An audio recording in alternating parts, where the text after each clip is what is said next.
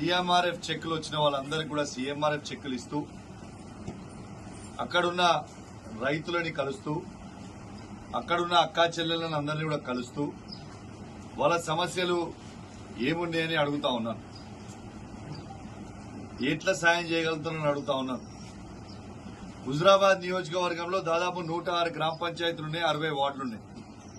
ఏ ఊరికి వెళ్ళినా ఒకటే మాట చెప్తా ఉన్నారు, రుణమాఫీ కేవలం 35 నుంచి 40% మాత్రమే అయింది, ఇంకా 60 నుంచి 65% రుణమాఫీ కాలేదు, మీరు ఖచ్చితంగా అడగండి ఎమ్మెల్యే గారు అని ఇలా ఏ రైతుని కదిలించినా కూడా అడుగుతా ఉన్నారు.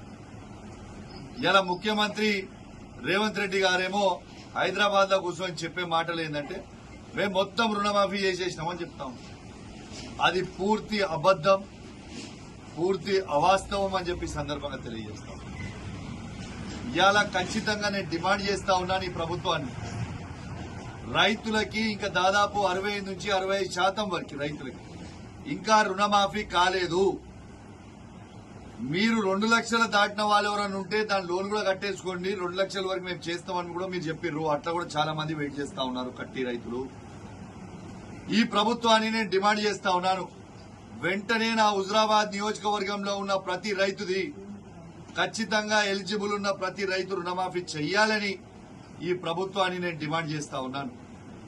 ఎప్పటి వరకు చేస్తారు?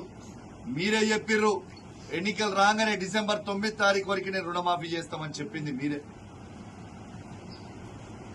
9 పోయింది, 9 నెలలు పోయింది, 10 నెలలు కూడా పోతుంది, ఇంకా పూర్తి రుణమాఫీ ఇక్కడ కూడా కాలేదు అని చెప్పి సందర్భంగా తెలియజేస్తాం. ఇవాళ వాస్తవంగా వానాకాలం అయిపోతా ఉంది, ఇవాళ ఖరీఫ్ పంట ఇంకొక 10 రోజులలో వస్తా ఉంది. ఇంకా రైతులకి మీరు ఎందుకు రైతు భరోసా ఇంకా ఇయ్యలేదు అని చెప్పి నేను అడుగుతా ఉన్నాను.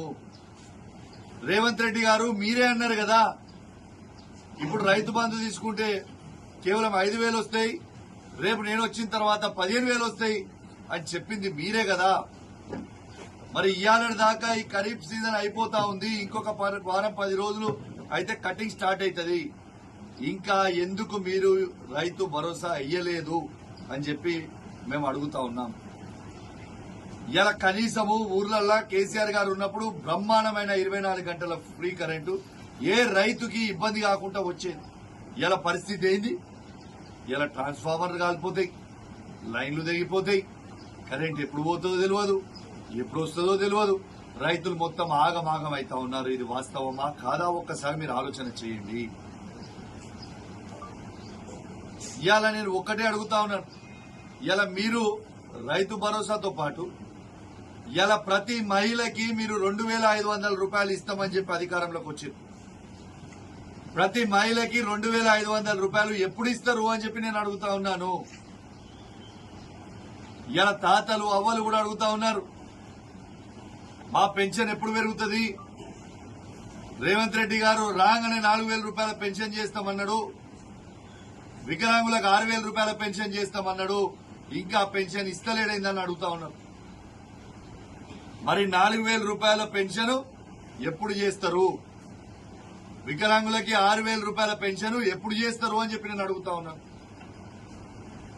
ఇలా ఊర్లలో పోతే హుజురాబాద్ హాస్పిటల్లో నా బిడ్డ డెలివరీ అయింది సార్, కానీ నాకు ఇంకా కేసీఆర్ కిట్ ఇవ్వలేదు సార్, కేసీఆర్ కిట్ ఎప్పుడు వస్తుందని చెప్పి నేను అడుగుతా ఉన్నాను. ఇలా కేసీఆర్ కిట్ ని మీరు ఎందుకు బంద్ చేసిరు జవాబు చెప్పాలి. ఇలా ఆడబిడ్డలు ప్రెగ్నెంట్ ఉంటే వాళ్ళకి అద్భుతమైన న్యూట్రిషన్ కిట్ ఇచ్చేది కేసీఆర్. డెలివరీ అయినాక కేసీఆర్ కిట్ ఇచ్చేది. మగబిడ్డ పుడితే 12,000 ఇచ్చేది, ఆడబిడ్డ పుడితే 13,000 ఇచ్చేది. ఆ తల్లి బిడ్డలకి అంబులెన్స్ ఇచ్చి ఇంటికాడ ఫ్రీగా దింపొచ్చేది. ఎందుకు ఇవన్నీ కూడా ఇబ్బంది పెడతా ఉన్నారని నేను అడుగుతా ఉన్నాను. పర్వాలేదు.